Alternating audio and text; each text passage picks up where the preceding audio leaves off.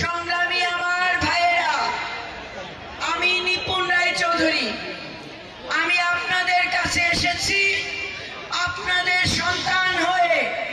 আমি আপনাদের কাছে এসেছি বিএনপির বার্তা নিয়ে, দেশনায়ক জনাব তারেক রহমান, খালেদা জিয়ার বার্তা নিয়ে।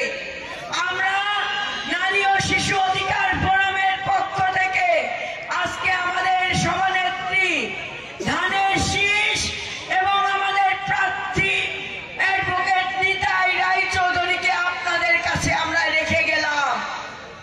এই আমানত আপনারা সকলে আপনাদের জীবন দিয়ে হলে এই আমানত আপনারা রক্ষা করবেন। ধানের শীষের বিজয় হলে দেশনেত্রী বেগম খালেদা জিয়ার বিজয় হবে, দেশনায়ক জনাব তারেক রহমানের বিজয় হবে। ধানের শীষের বিজয় হলে বাংলাদেশের জনগণের বিজয় হবে।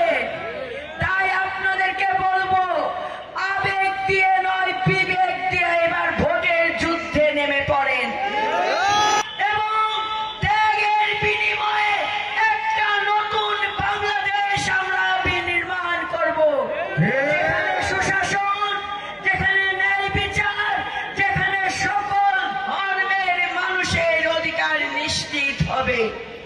তারেক রহমান